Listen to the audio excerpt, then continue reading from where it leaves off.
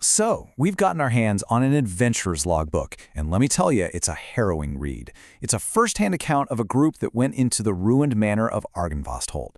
And this isn't some simple ghost hunt. No, this is a record of pure survival in a place that actively wants to kill you. And this wasn't even their first time trying to get into this place.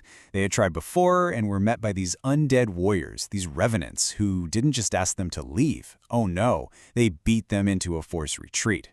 So right off the bat, we know this place has guards, and they absolutely do not mess around. Which, brings us to the biggest question of this whole thing. You've just been physically, violently thrown out of a haunted house by its undead security team. You're hurt, you're exhausted. So why on earth would you decide, hey, let's go back inside? What kind of secret could possibly be worth that risk? Well, for this particular group of adventurers, the mystery was just too much to resist. After licking their wounds and regrouping, they decided to give it another shot. But, not through the front door this time. They figured they'd try to sneak in through a ruined ballroom, hoping to sidestep the guards from their first, unpleasant encounter. The plan itself seemed pretty straightforward, right? Get in, sprint across this big, rubble-filled room, and get to the doors on the other side before anything nasty notices you're there. And for most of them, it works. The ranger, the cleric, the rogue, they all dash across, no problem. But Radley, the knight, he hesitates, just for a second, looking for the safest footing. And that single moment of caution, well, it sealed his fate. Turns out, his friends moving so quickly woke something up. And suddenly, 9 monstrous spiders, and I mean each one of these things is as big as a horse, dropped down from the ceiling on these thick, gooey webs. They instantly cut Radley off from his friends. He was totally, completely surrounded. Now, Radley doesn't go down without a fight. He unleashes this big thunderwave spell, trying to blast a path clear. But as he turns to make a break for it, they are on him. They leap onto his back, biting him over and over again. Poison is just flooding his system. He's almost at the doorway where his friends are waiting, but then a stream of webbing just nails him. He's caught, and he just collapses, completely overcome by the venom. What happens next is just sheer desperate chaos. His friends hear the boom of his spell, they turn around and see him go down.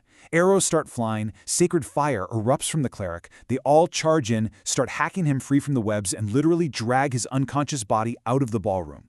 But just as they get him stable, one last spider lunges through the door and bites him again. For one terrifying second, he actually stops breathing. It's only the cleric's last desperate prayer that yanks him back from the very edge of death. Okay, so after surviving that absolute nightmare, you'd think they'd earned a breather, right? Nope. As they head upstairs, trying to find a safer spot, Argynvostholt decides to show them another one of its tricks. They've just escaped a physical trap, only to walk straight into a supernatural one.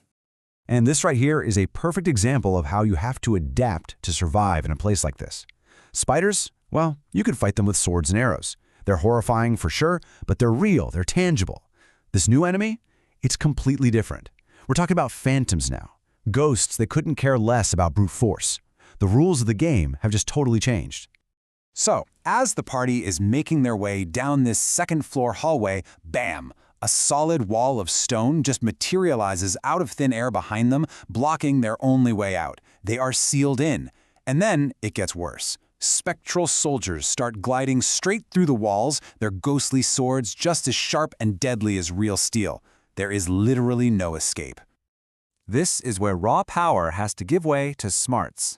Physical weapons are useless, so Traxidor, the cleric, switches tactics. He channels his divine power and actually turns most of the spirits, forcing them to flee. But then, his allies try to attack the fleeing ghosts, and he has to shout at them to stop, warning them that attacking could break his spell. It's just a brilliant moment of quick, tactical thinking under insane pressure. After dealing with the last of the phantoms, they're still trapped. The doors are all barred from the other side, so Radley has to physically smash one down. And inside this ruined barracks, amongst all the rubble, they find this small coffer.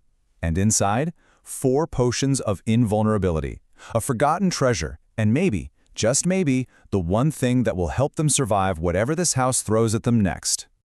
Eventually, that magical wall disappears, and the party, just completely battered and shaken, retreats outside the manor to try and figure out what to do. But here's the thing. While they were upstairs fighting for their lives, something or someone paid them a visit. The horror has followed them outside. So the party had heard a wagon pull up while they were trapped upstairs, but they had bigger problems. Now they see what it left behind. Just sitting there on the ground is a brand new, freshly made coffin. And when they get a little closer, the knight, Radley, the same guy who almost died just an hour before, sees his own name, Radley Fullthorn, expertly carved right into the lid. The coffin is empty, but that message is just brutal psychological warfare. This place knows who they are, and it's marking them for death, one by one. They are completely demoralized. They decide to just camp outside until morning. But in those gloomy, awful hours just before dawn, while two of them are on watch, new figures start to emerge from the mists. And let's just put their situation into perspective here. They are barely hanging on. Health is at maybe 40%. Spells are almost totally gone. And their morale, their dread level, is at an absolute 100%. They are exhausted, terrified, and at their absolute weakest. And that is the exact moment the final attack begins. These animated scarecrows just stalk right into their camp. The fight is vicious, and it uses up every last scrap of energy and magic they have left. They win, but it's a hollow victory. As the pale dawn light starts to break, they finally have to accept the truth. Argynvostholt isn't someplace with secrets to uncover, it's a tomb. And maybe the biggest lesson here is that sometimes the smartest move isn't to keep fighting, but to realize when you're beaten and just focus on surviving. They break camp and they run. So, they get away with their lives, but just barely. They've been beaten, poisoned, haunted, and psychologically broken. They're fleeing the manor to find shelter, somewhere, anywhere else.